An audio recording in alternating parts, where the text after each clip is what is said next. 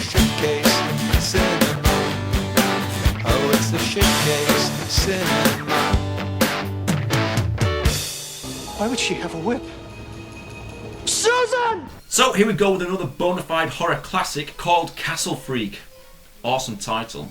But John, what's this film about, I hear you ask? Well, the clues in the title, folks, kind of gives the film away. It's very creative like that.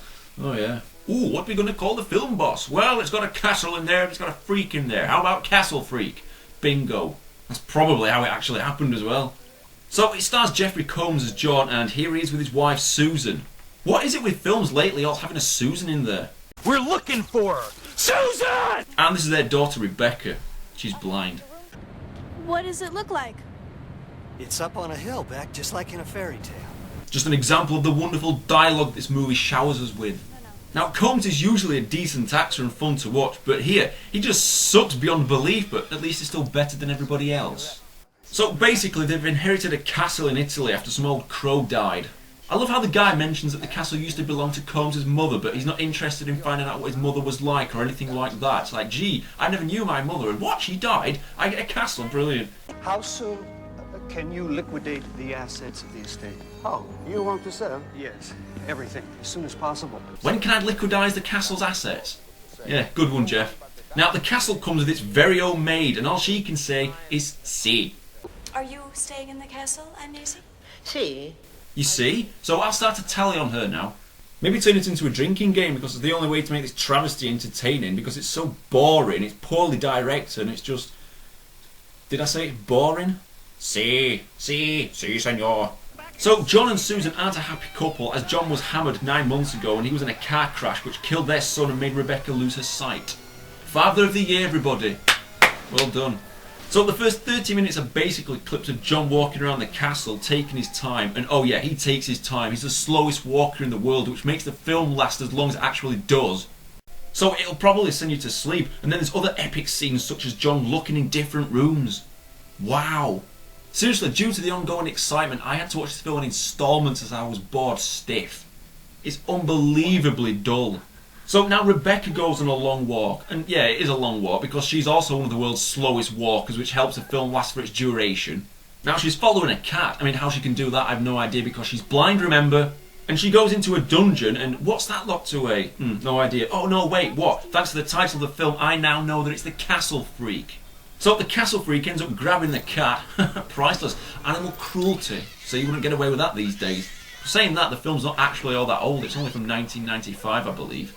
Now, Rebecca heard the freak, but nobody believes her. Yeah, I guess because she's blind, she's obviously mental.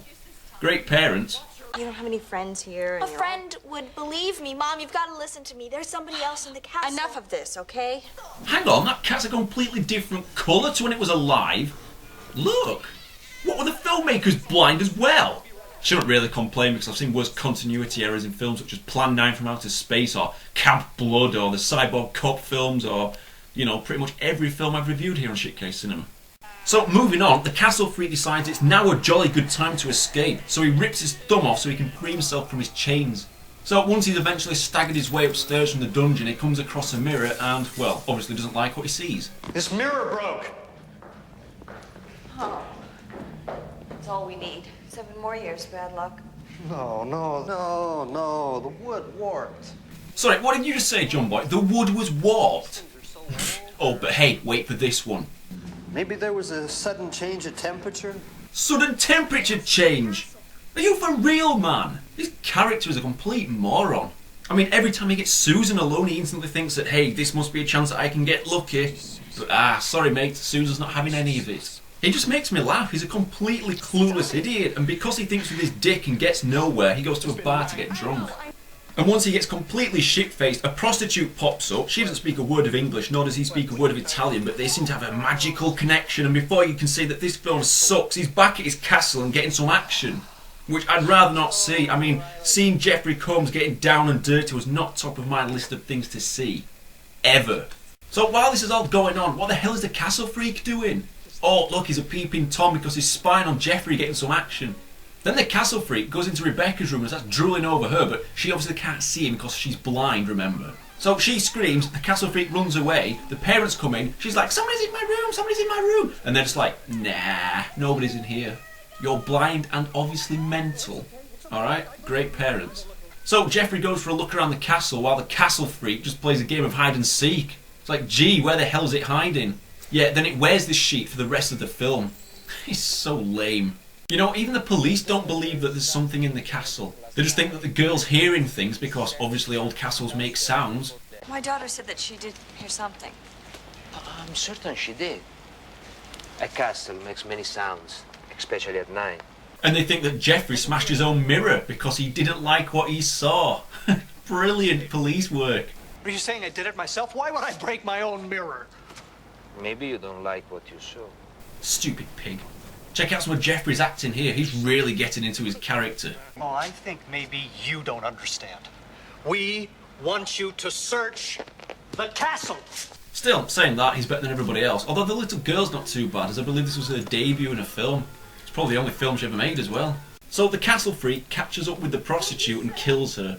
Then the old maid, who says "see" all the time, ends up going down into the dungeon for no particular reason whatsoever, and she finds the prostitute dying, and then the castle freak kills the maid. So the stupid policeman goes back to the castle to ask Jeffrey a few questions about the missing prostitute. I'm not going to answer any questions until I talk to my lawyer. You brought a woman here. I was lonely. You were drunk. Oh, busted there, old bean. It's not really something you want to be discussing when your wife's next to you. So, naturally, Susan and Rebecca decide to leave in a taxi because Jeffrey's a cheating, stupid asshole. Now, just check this scene out. I'm begging you. You made yourself into a whipping boy, John. Don't blame me. Oh. Whipping boy. Whipping boy. Why would she have a whip? Yeah, he somehow worked out what's going on because when he was walking around the castle earlier on, he found a whip. Right, okay, brilliant, you found a whip. What does that mean? Doesn't mean anything. And of course, listen to him shouting after his wife. Susan! I think I know what happened. What's happening? And I can prove it! Bye, Daddy! Now, naturally, I laughed at that because it's almost as good as the classic version from Grim Weekend. We're looking for her! Susan! Now, unfortunately, Jeffrey gets arrested by the stupid police because they think that he's a killer now. So, naturally, Jeffrey doesn't cooperate with the police. In the Duchess's room, she has a whip. Why would she have a whip? Her son, he didn't die. She had him hid away. She made him into her whipping boy to get back at my father for leaving her. They think he's a complete dirtbag. Jeffrey seems to know exactly what the hell's going on just because he found a whip in a castle. Then he knocks out the copper so he can escape. So let's wrap this mess up to save us all the pain and torture. We're all whipping boys in this game. And girls. It's got to work for both parties. Equal rights. Blah, blah, blah. So Rebecca is sitting on her own talking to herself. Mental, remember, obviously. The castle freak shows up and takes her to his dungeon. Susan shows up to show who's boss by stabbing the freak. They run away. Things get really lame now as they run forever while the freak jumps out of windows in his quest to do whatever it is that freaks do. But then John, aka Jeffrey Combs, appears with his stupid whip he's always blabbering on about, gets his ass kicked, does some ass kicking, gets his ass kicked again, and then does what I guess is his only option. So they die. A happy ending for all. Now, just let me nitpick about a few things that this DVD claims. Soon they are plagued by unexplained noises. No, it's a castle freak, alright? Blah blah blah. Mysteriously broken objects. No, it's a castle freak, okay? I think we've covered this. And the daughter's claims of an unknown nocturnal visitor in her bedroom. It's probably Professor Bruce getting up to his peeping Tom antics as usual. What? But no, it's the fucking castle freak. John must unlock the castle's secret to save himself from jail.